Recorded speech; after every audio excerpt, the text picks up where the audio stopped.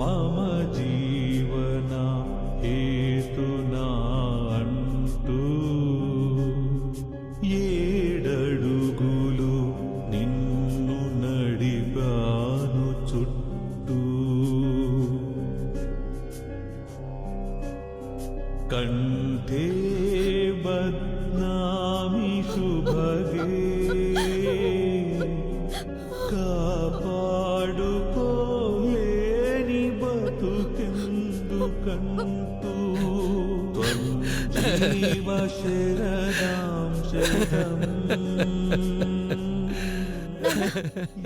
ఏంటి నాన్న ఇది? అమ్మి, మీ అమ్మ ఇంకా కళ్ళు తెరవలేదు కదమ్మీ.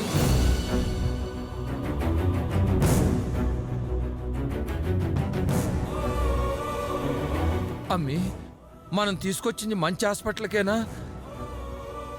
ఈ డాక్టర్లు మంచిగా వైద్యం చేస్తారా? అమ్మ బ్రతుకుతుందా అమ్మి?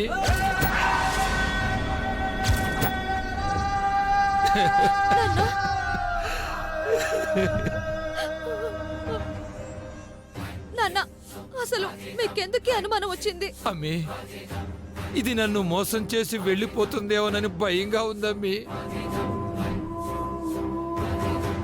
పోయిన ఏడాది వరలక్ష్మి వ్రతం చేసుకుని అక్షింతలేసి దీవించమని అడిగింది. నేనేమో ఇది నిండు నూరేళ్లు బ్రతకాలని దీర్ఘాయుష్మాన్ భవ అని దీవించాను.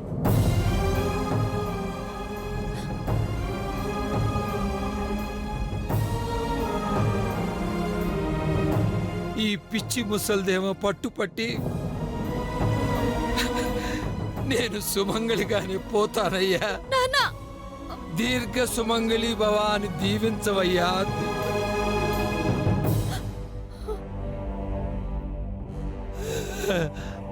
అని అడిగి మొండికేసిందమ్మి. అమ్మి, ఇందుకేనా? నాన్న, ఆరోగ్యం బాగాలేని వాళ్ళ పక్కన కూర్చొని బ్రతకాలని కోరుకోవాలే తప్ప బ్రతకదేమోనని అనుమానించకూడదు నాన్న. మన సంకల్ప బలమే మనల్ని కాపాడుతుంది నాన్న. నిజమేనమ్మి, నిజమే. ఏంటో అయిన వాళ్ళు కళ్ళు తెరవకుండా హాస్పిటల్లో పడుంటే ఏదో మనసు ఏదేదో ఆలోచిస్తా ఉంటది. నాన్న, నాన్న, ఇదిగో ఈ జ్యూస్ తాగు.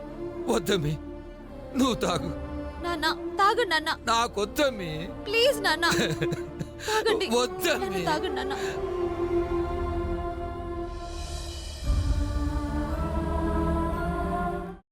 అమ్మా, అలాంటి వాళ్ళది నిజమైన ప్రేమ కాదు, అది వ్యామోహం.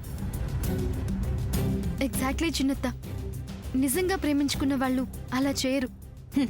ఎంత మనసు విరిగిపోతే కన్న కూతుర్ని పట్టుకొని మా దృష్టిలో చచ్చిపోయా ఉంటుందా తల్లి?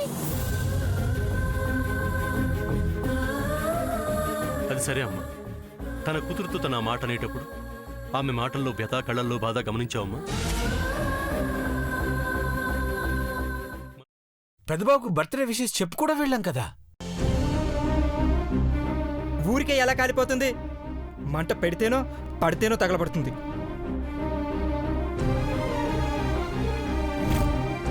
కరెక్ట్ చిన్నబాబు, నీకొచ్చినట్టే నాకు డౌట్ వచ్చింది. పార్వతే షర్టును తగలబెట్టిందనుకుంటా.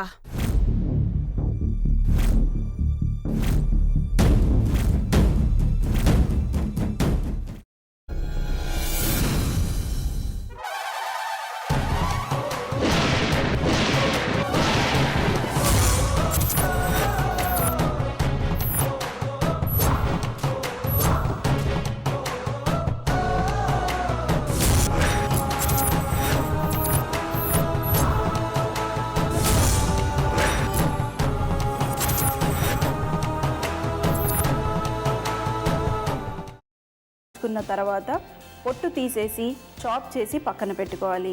ఒక ప్యాన్లో కొద్దిగా నూనె వేడి చేసి అందులో ఆవాలు, మినప్పప్పు, శనగపప్పు, కరివేపాకు, సన్నగా తరిగి పెట్టుకున్న ఉల్లిపాయలు వేసుకుని 1 నిమిషం పాటు వేయించుకోవాలి. ఆ తర్వాత కాల్చి కట్ చేసి పెట్టుకున్న వంకాయని కూడా అందులో వేసుకుని బాగా మిక్స్ చేసి బౌల్లోకి ట్రాన్స్ఫర్ చేసుకుని అందులో తగినంత చిక్కటి పెరుగు లేదా పల్చటి పెరుగు వేసుకుని మిక్స్ చేసి అన్నంతో కానివ్వండి, చపాతీతో కానివ్వండి సర్వ్ చేసినా చాలా బాగుంటుంది.